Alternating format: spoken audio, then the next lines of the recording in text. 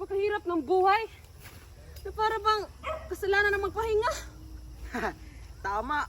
Pero tuloy ang laban sa pang-araw-araw.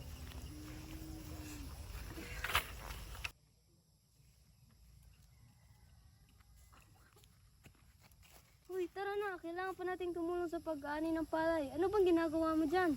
Wala. Nanonood lang ako ng vlog. Uy, ang yaman nila, no? Araw-araw ba naman nagsha-shopping? Tsaka, ang daming sasakyan. Ma, Tito, Inday, may naghahanap sa inyo. Naku, mukhang mayaman saka napaka-elegante ng mga kasuotan. Talaga? Sino?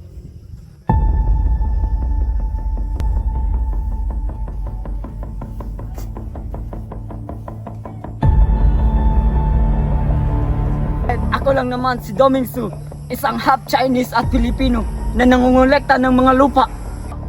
Ha? Lupa? Ano daw? Ano ba kailangan mo?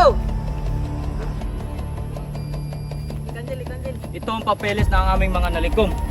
Hindi sapat yung buwis na binabayaran nyo sa lupa.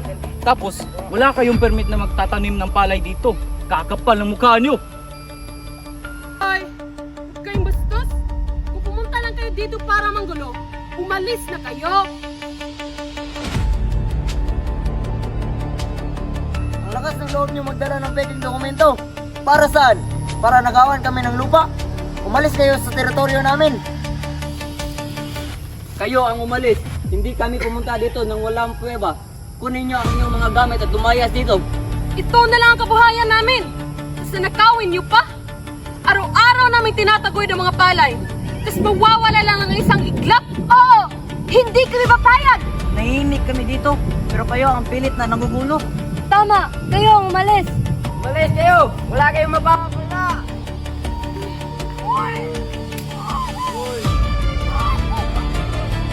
Alis kayo! Papatayin ko ito! Huwag kang sasaktan! Umuha kayo! Hindi! Isusunod ko kayo lahat! Huwag! Huwag ka sa amin! Hindi na kami lalaban!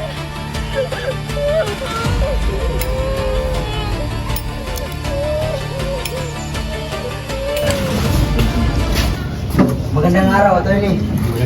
Mabuti naman at nagkita na tayo. Sa wakas, nagkakilala na rin tayo. Tutulungan kita hanggat sa kaya ko. Simulan na natin ngayon dahil mahaba-haba pa ito. Noong araw kasi ng linggo, September 13, alas 5 ng hapon, may dumating na Chinese at pilit na inagaw ang aming lupa. Kasama niya ang kanyang mga... Huwag kang mag-alala. Siguraduhin ko na pag-aaralan ko ang kaso na ito. At sigurado na mananalo kayo at mabibigyan kayo ng hustisya. Uy, okay ka lang? Namimiss ko lang si ate.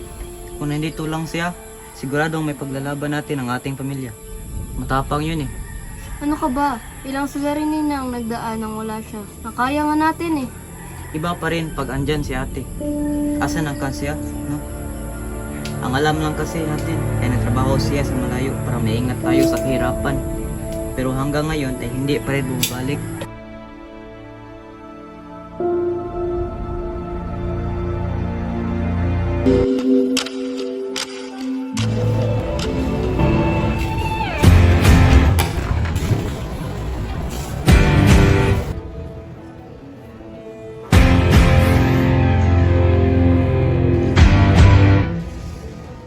Handa ka na ba? Ngayon ang araw na mabibigyan kayo ng hustisya. Huwag kang mag-alala. Ibibigay ko sa inyo ang inyong lupa.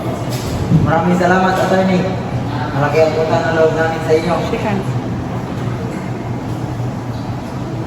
We are convened here today to hear to the matter of Mr. C and the family of Kabulong in regarding allegations of the parcel of land and tax assessment issues.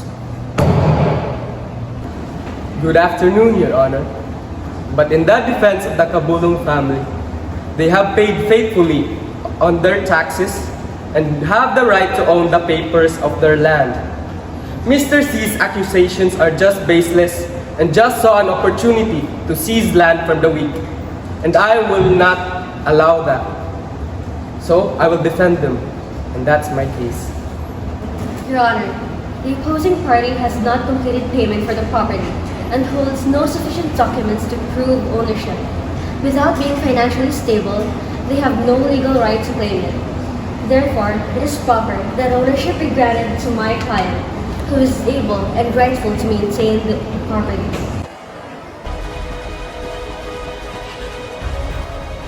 After careful review of seeing evidences, testimonies from both the defense and counsel, this court has now made its decision. The family of Kabulong is...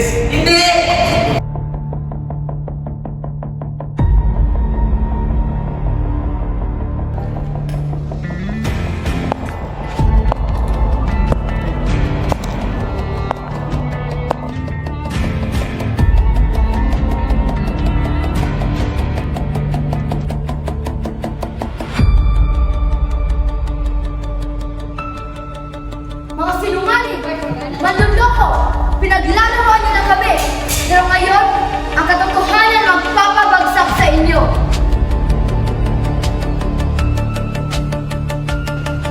Hatiin! Anak! Sino ka? Anong alam mo? Lahat ng kasinungalingan niyo, ngayon na magtatapos! AJ, kapatid, nandito na yung may-ari ng lupa sa lugar.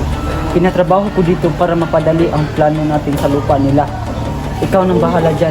Alam mo na ang gagawin.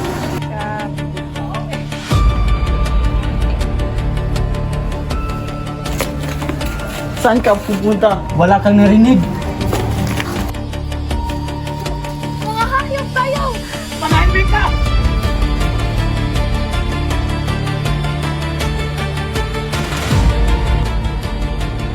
Therefore, I declare the hearing suspended until further notice.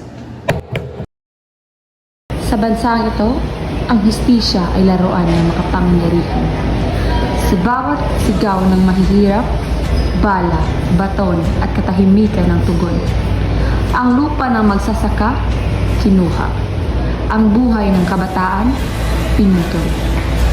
Ang boses ng inaapi, pinatahimik. Ngunit sa likod ng bawat kaso, may pagtataksil.